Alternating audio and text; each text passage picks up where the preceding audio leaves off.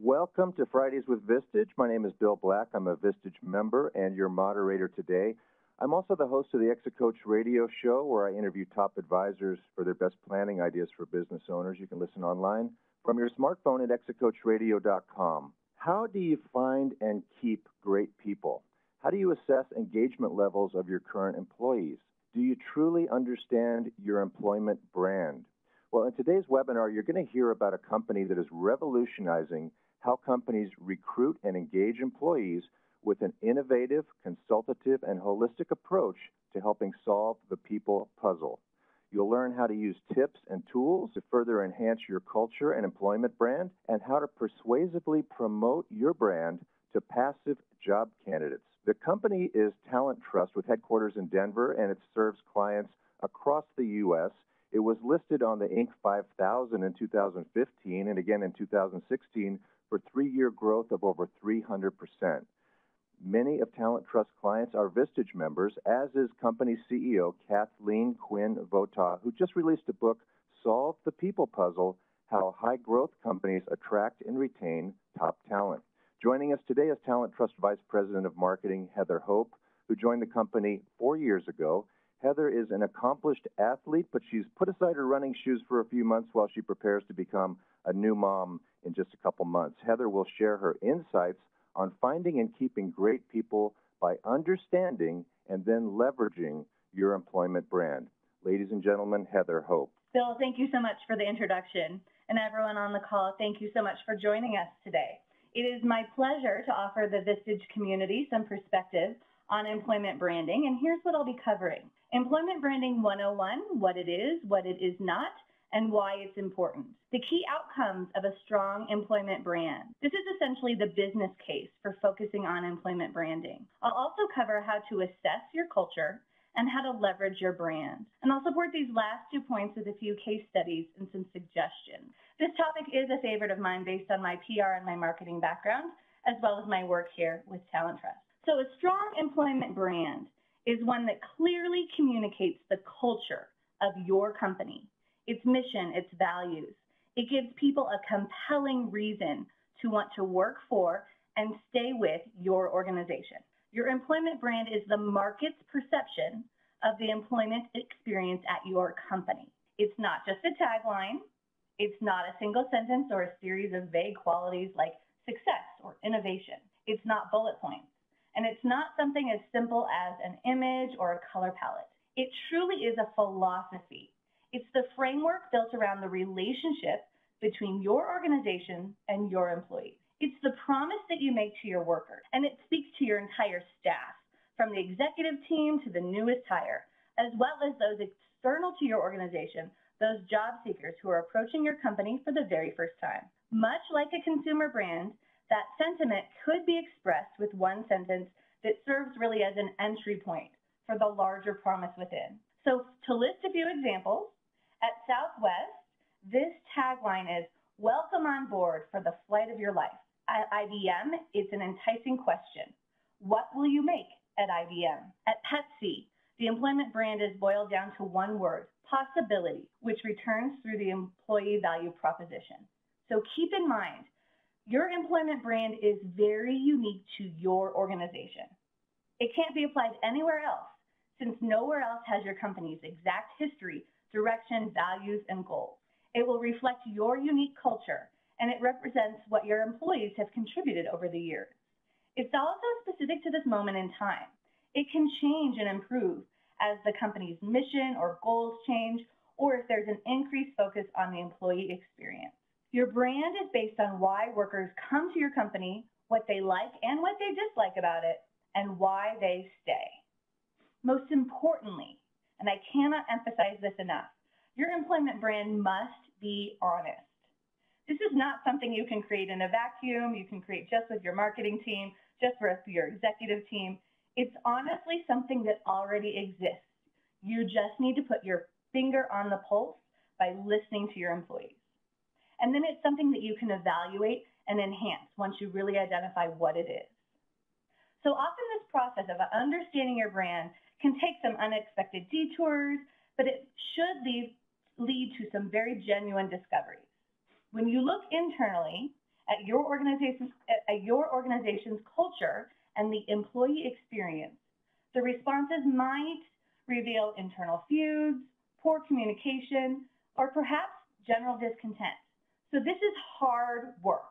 It is challenging work as an executive and as a Vistage member. And it also may take some outside perspective, and it's going to take some real focus from your executive team. But one of the goals of employment branding is really getting to the truth. How do people really feel about working at your organization? The result is honest, it's accurate, and the end result, it steers the right employees to your organization and can steer your organization in the right direction. So why is employment branding really important in this economic climate? As I'm sure you're well aware, it is an employee's market. Talented people are in the driver's seat. Executives list finding and keeping top talent as their #1 issue in survey after survey. And it's, in fact, a key factor that may limit their growth. So I'm sure you can relate to this, and you've seen the numbers. Unemployment holds steady below 5%, and the quit rate, or also known as the churn rate, is rising. This is a sign of workers' confidence in the labor market. So on average, 3 in 4 employees are either open to or are actively seeking new opportunities. And there are skill shortages across a number of industries and positions. I'm sure you're well aware of this, but really it just increases the demand for top talent. So now that I've covered the basics of what employment branding is and what it isn't, why it's important, especially in this employment market, I'm going to answer the next key question. What are the benefits of strengthening and leveraging your employment brand? So first is attracting more qualified candidates that fit your culture. Once you can accurately define your culture, including who succeeds there and why, people have the information that they need to really opt in or opt out of your company and your culture. The next is engaging with passive candidates. These are people who are heads down, they're succeeding on behalf of another company, and you need to be aggressive in pursuing them, and now you'll have something to say that's compelling. The next key benefit is competing on dimensions beyond compensation. Prospective employees will understand the other benefits of joining your organization beyond pay. Another key element is improving offer acceptance rates. And this really goes back to this first key point about fit, as does the next point, increasing retention and reducing turnover. Another outcome is enhancing employee engagement. As you all know, as leaders, when you focus on what you can measure, and if you're tracking engagement and looking at how that improves, you'll start to see it improve. And I'll get to this a bit more in detail later on. Another key outcome is increasing employee referrals. Again, you'll have something to say that's compelling, and you can arm your employees with this information and offer them incentives to bring in like-minded people. Another key outcome is receiving recognition as an employer of choice. When you focus on culture, you're positioned to become among the top employers based on reputation, and that will really distinguish you from other employers in the market. Another outcome is creating a competitive edge or a competitive advantage. And this is really based on people more than anything else, and how they ultimately serve your clients and how they help your organization innovate and grow. And then another outcome is improving your bottom line. There's probably a lot of intangible expenses, such as hiring delays, hiring errors, employee attrition, that will be addressed and reduced through an employment branding effort. So to underscore why this is important, I bring up a quote here from our friends at ITR Economics. When you understand and leverage your employment brand, you can take full advantage of this period of economic growth that we're in right now. And this period requires that your organization be excellent at recruitment and retention. So I've outlined a lot of benefits, but I really want to emphasize 2 key benefits to keep in mind as you listen today.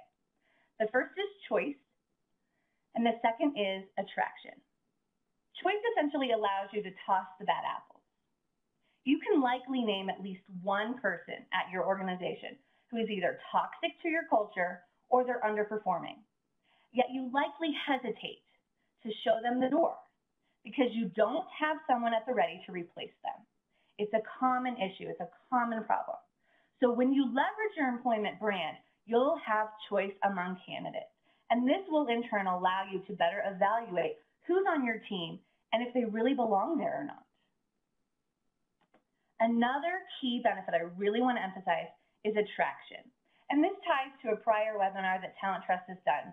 So please take a moment and write down this webinar title so you can reference it later as it connects directly with today's topic. The webinar was called How to Find Great People, Recruitment is a Sales Process. And you can find it at the Vistage.com archives. But if you are going to treat recruitment as an ongoing and strategic sales process, a big piece of ammunition is your employment brand. Right now, I'm sure you go to market with a cohesive marketing strategy and a corporate brand in order to attract your ideal client or customer. So in parallel, you need to also go to market with a cohesive recruitment strategy and your employment brand in order to attract your ideal employee. So with all this in mind, where do you start? At Talent Trust, we recommend that you start by looking inward first, at your heart, at your soul, your culture within your organization. You have to really understand who you are as a company first. That's really the center here of this diagram. Only then can you begin to look outward and share your understanding with your team, your employees, and then the broader community of potential employees. So it starts with the heart, culture and engagement. So my first case study that I'd like to share with you this morning is about Zappos, well known by shoe lovers like myself and business leaders who really study customer service. At Zappos, their tagline is powered by service. Their culture is their brand. Here's how the company builds and maintains that culture that it wants. It's very, very intentional, as you could be as well. The leadership at Zappos has formally defined these 10 key core values. And these 10 values on your screen right here drive everything, starting with the Zappos screening process and moving through the new hire training, and from there, continuing on. So at Zappos, they do two different sets of interviews. The hiring manager and the team do one, looking at experience, technical ability, fit, etc. And then the HR department does a separate set of interviews looking purely for cultural fit. And then after hiring, the next step to continue building the culture is training. Everyone goes through the same training that the customer loyalty team or the call center reps go through, regardless of what department they are or what title they have. It's a 4-week training program, 4 weeks. They cover company history, the importance of customer service, the long-term vision of the company, the philosophy around company culture. And then the trainees, all of them, actually spend a couple of weeks on the phone taking calls from customers. So you can see those at Zappos feel if you get the culture right, the most important, the other stuff, including building a great brand, will fall into place if you get the culture right. So my question for you today is, do you have your culture right? And how can you tell? Here are 2 recommended tools to evaluate your culture and then the resulting engagement levels of your employees. The first one is a secondary tool called Tiny Pulse. It offers you short, frequent surveys and really actionable data. The primary tool I want to talk about is the Gallup Q12, which is much more in-depth, and you may already be familiar with this as a best practice. Gallup's employee engagement work is based off of 30 years of in-depth behavioral economic research, looking at more than 17 million employees worldwide. Through their very rigorous research, which they're known for, Gallup has identified 12 core elements, which they call the Q12, and they link powerfully to key business outcomes. And these 12 statements that you can see here on the screen emerged as the best to predict employee and work group performance. So at Talent Trust, we survey our internal team and ask them these questions annually. And then we also do it on behalf of several of our clients. And we use these questions, and it becomes a great benchmark to really understand and then improve engagement.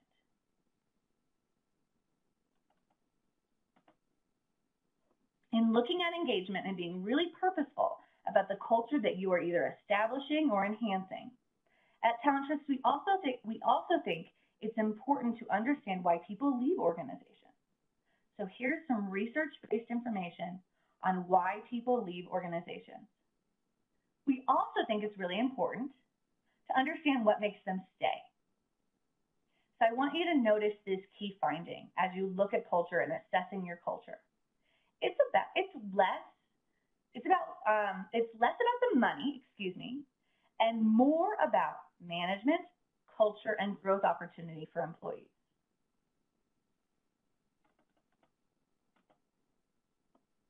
Now, Burson, which is the talent division of Deloitte, has also done some great research on this, and they outline what makes an organization simply irresistible.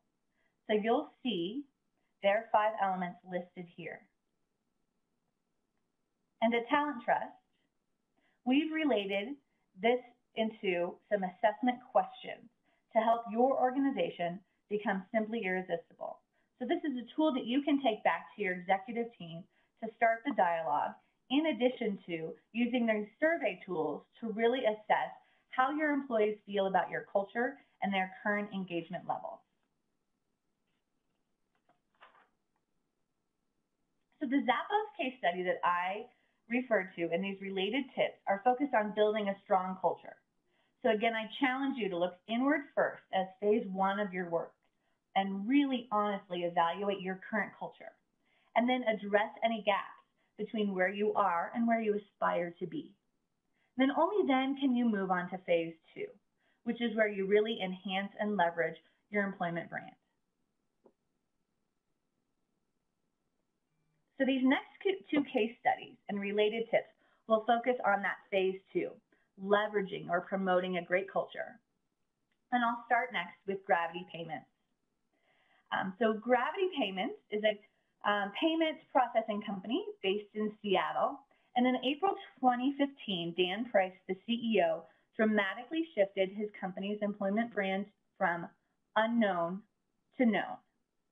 He slashed his own pay, and he raised the annual salary for his 120 employees to $70,000 a year. His goal was to improve lives and alleviate financial worry and distraction. In an unexpected outcome, Dan and his company were thrust into the spotlight, and this initiative went viral.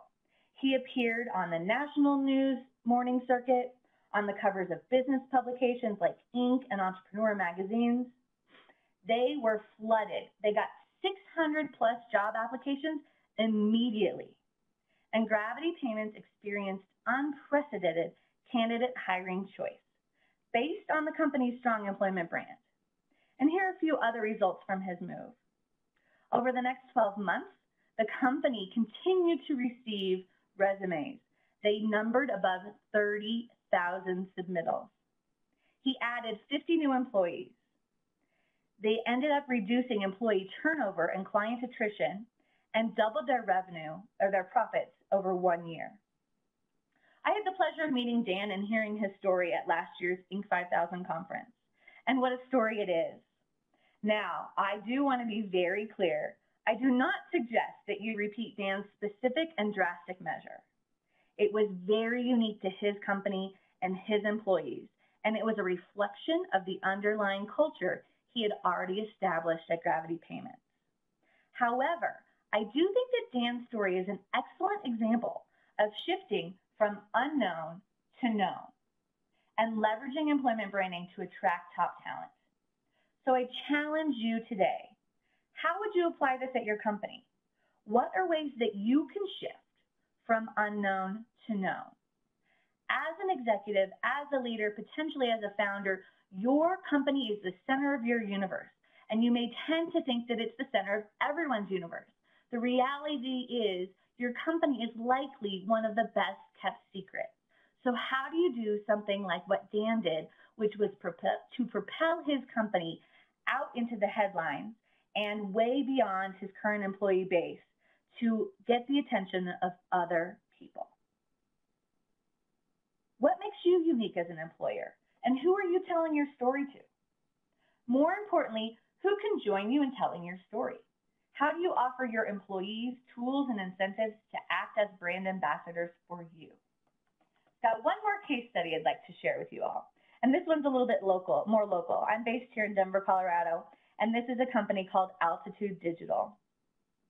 This example goes beyond employees to really focus on the community, the broader community of potential employees.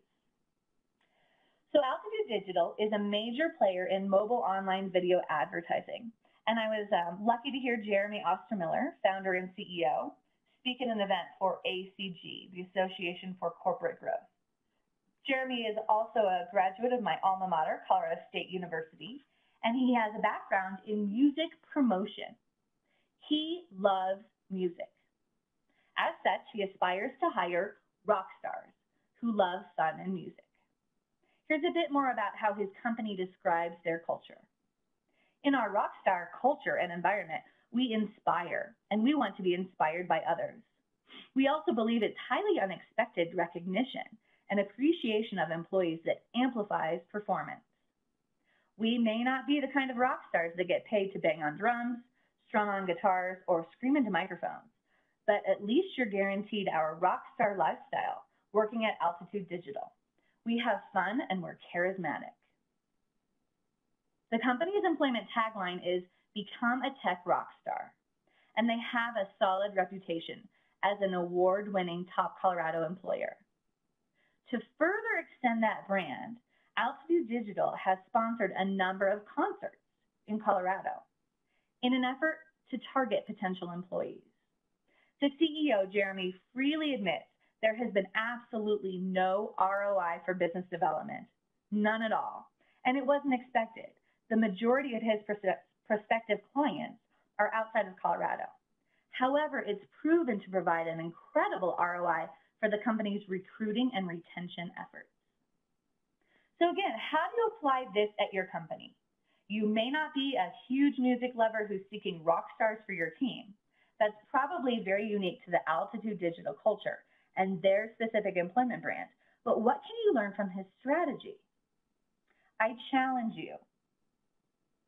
Consider how to expand and share your story beyond your employee population. This could be through event participation or sponsorship. It could be through community service endeavors and what you're doing to serve and volunteer and have your employees do so in your community. Or it could be through seeking awards and accolades, really third-party endorsements about what makes you great. So before I offer a few more tips on leveraging your brand, I'd like to touch just briefly on the power of social media and also the importance of employee referrals and overall reputation. So here are two visuals on where candidates go to find you and how they use social media in their search. Here you can see that the top 3 places they're looking for you is on your company website, through search engines, and then also through peers. And you can also see here that they are spending time, a majority on Facebook and LinkedIn as top social platforms as job seekers. I have a little bit more to support this. Social media is incredibly powerful. It's a very powerful tool in job search.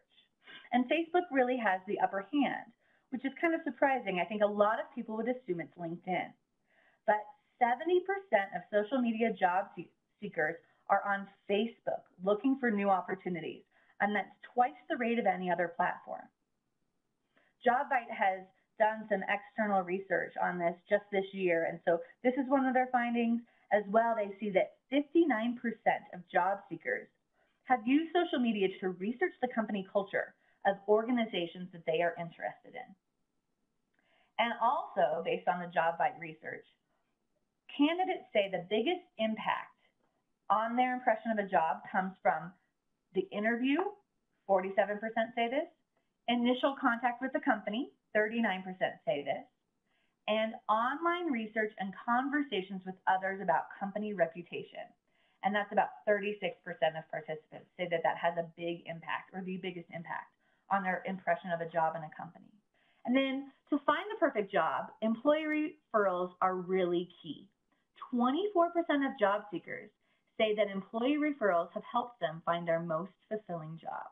And then just last year, Glassdoor did separate surveys and found these interesting findings. 79% of job seekers use social media in their job search. And this figure increases to 86% if you're looking at a younger demographic, those younger job seekers who are in the first 10 years of their careers. 69% of job seekers would not take a job with a company that has a bad reputation, even if unemployed. And 84% would consider leaving their current job if offered a job by a company with an excellent reputation. So this data supports many of my final tips and recommendations on how to really work from the inside out in promoting your culture and your employment brand. So we'll start at the beginning or in the middle here with culture. And my recommendation is to use social media. LinkedIn, Twitter, Facebook, YouTube, you name it. Your company website is key. And all of these are places to tell your story and highlight your brand. Prospective employees expect transparency. They want to see what you are up to through these channels. They're doing their homework, and they're likely to visit your website, seeking an employment section with photos, videos, testimonials, and info about what makes you a unique employer and what type of experience you offer. Next, with the team, you need to equip your employees to act as brand ambassadors. They need to feel a pride and an excitement about working for you and growing your team. They need to understand what type of people you are seeking and know the role that they can play in helping you find talented people. They need two key tools. The first is your messaging to share through their social media networks and with their contacts. And the second is incentives to refer friends or professional peers who could be potential employees. And then the last component here is community. Consider reaching well beyond your current workforce and tell your story more broadly. Consider how you can move from unknown to known. This might be through event sponsorship, participation in community or industry events, hosting events at your headquarters or your office, seeking awards for your company and your employees. So this is really critical that you start from the inside and work outwards, and these are some tips and some suggestions on how you go about doing that. So I've given you a lot to consider, and I want to make some suggestions on how to pull it all together. At Talent Trust, again, we recommend 2 steps or phases. Step 1, assess and improve your culture. Step 2, promote your employment brand. So in looking to assess and improve your culture, I encourage you to use research-based findings and outline these for your executive team. This could be the Gallup Q12 or another tool, but you have to make sure it's confidential. Get into the hearts and the minds of your employees to truly understand the experience from their perspective. Then you'll need to identify gaps in perception. Is your vision of the culture consistent with what your employees actually describe? Expect that this will be hard, as I said before. It takes guts to get into the trenches, to ask those hard questions, to listen for honest answers, and to do something with the information that you gather. And then based on what you learn, you can work on improving your employment brand. Only after you've done this work can you really start to think about step 2, which is promoting it. So here's a number of steps that you can take as you think about promoting your employment brand to really find amazing candidates out there. The first step, the foundational work, is developing what's called an employee value proposition and a messaging platform. This has to be honest, and again, it forms the foundation of your work. You can look to many larger companies, for example, but keep in mind that yours is going to be very unique to your company. Then you can use this as the basic for other content. Content for your company intranet internally to give your employees the tools they need, and then content for external resources, your company website, social media channels, blog, etc. And then really engage aggressively in social media and leverage this newest technology, as I've outlined previously. Another way to do this is to highlight your top performers and tell their stories. It's a way of recognizing them and also highlighting what you expect from prospective employees. It's really a way to emphasize the A players you want on your team. The next is to develop an employee referral program. And I encourage you to get some skin in the game and offer significant incentive for people to make a very personal referral. This is very personal for people to bring who they know into the fold and introduce them to your organization, either a peer or a business associate or a friend. So make sure that you're offering them the tools to make it easy to do so. And that goes parallel to the next point, encouraging employees to become brand ambassadors, as I've outlined previously. Give them the tools and also the trust to represent you. Use that employee value proposition and the messaging platform to really write brief and compelling job postings.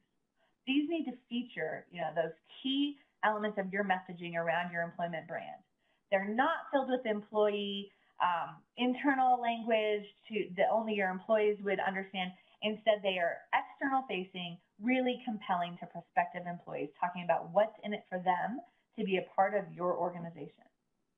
And then in tandem with that, offer a positive candidate experience. It's really a reflection of your culture and keeps in mind the fact that it is an employee-driven market right now. These top talented people are heads down working hard for other organizations. They don't have a lot of time, and they are also being pursued by other people. So keep that in mind as you offer a great candidate experience. Host or attend career events that really highlight your company and your unique brand, and then seek those third-party endorsements. So anytime you get media coverage, you get an award, you get recognition for either the people on your team or your company as a whole, that will speak volumes. It really is those outside voices that carry more weight. And it's one thing for you to say our organization is great, but if you can get other people saying that same thing, that's even more powerful. So I think you should also revisit the list of key outcomes or the benefits of a strong employment brand that I outlined in the beginning, and realize that this is not a project that's finished overnight. It's an ongoing process of continuous improvement. But when it's done with purpose and commitment, an employee branding effort will dramatically increase and improve your organization's ability to find and keep great people. I want you to realize that you're not alone in struggling with this issue. You can see, Jim Collins' statement right here on your screen. It is a challenge to find and keep great people. So I really commend you for taking steps to address this challenge within your organization. So in a moment, Bill's going to open this up to Q&A. But before he does, I want to emphasize really what to do next. What to do after you get off this call. The first thing is to review the webinar and the action items. And you'll receive this recording, the related blog post, and the slide deck in follow-up. The next would be to read the book, Solve the People Puzzle, which Bill mentioned in his introduction. It's available at the Talent Trust website or through Amazon, and it expands further on some of the key ideas that have been covered today. You can also visit Talent Trust for more information overall on what we do and how we might help you with employment branding or your overall recruitment strategy. You can schedule a call or a consultation if you have a specific need or an issue you'd like to discuss. And I definitely invite you to connect with me via email and follow up as well. So I thank you for listening in today, for your time. I know it's limited, so I appreciate that you spent it with me. And I hope you gained a couple of nuggets of good insight. At Talent Trust, it really is an honor to support the Vistage community. Our founder and CEO, Kathleen Quinn Vota, who Bill mentioned in his introduction, has been a member here in Denver, like Bill, for almost a decade. And so it's really wonderful to have the opportunity to give back to the Vistage community through webinars, content, and other resources. So Bill, I will go ahead and turn it over to you so you can do Q&A. Heather, tremendous job. Thank you so much for bringing us so much great information, clearly spoken, and just tremendous stuff. Now, I want to remind you listening, you can put your questions into the Q&A section, and I'll find those, and we'll ask Heather. I have a few already. Heather, what are other examples of larger companies that are awesome at employment branding so I can better understand their methods and use them as case studies? Sure. So two of the case studies I presented today are smaller companies trying to make it more relatable to the Vistage community. However, I think that you can really learn a lot from these larger companies that have a lot of resources that they put into both their corporate brand and their employment brand. So ere.net is a great resource for just, Googling and looking on their website for employment branding to see some resources. And then Universum is an expert employment branding firm for really big companies. And so they do a lot. So you can look and find resources there. But kind of off the top of my head, there are some big players that are well known: Johnson & Johnson, AT&T, General Mills, Coca-Cola, Intel, Southwest Airlines, which I think I mentioned at the beginning, Google, of course, which is often the gold standard for especially tech talent, Salesforce.com, Procter & Gamble, Nordstrom, and Goldman Sachs. So those are a few that are consistently rated high for having strong employment brands. And I would just encourage those who are on the call and listening in today to look to those larger companies for their best practices, look at their employment sections of their website to really see the messages that they're sharing and the types of collateral that they use to really emphasize their brand.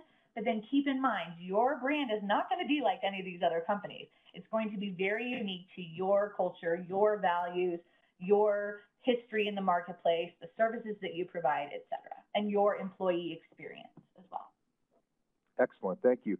How are candidates using the top 3 social channels, Twitter, LinkedIn, and Facebook, to understand a company's employment brand? So I would say that they are across all 3 of these platforms for sure.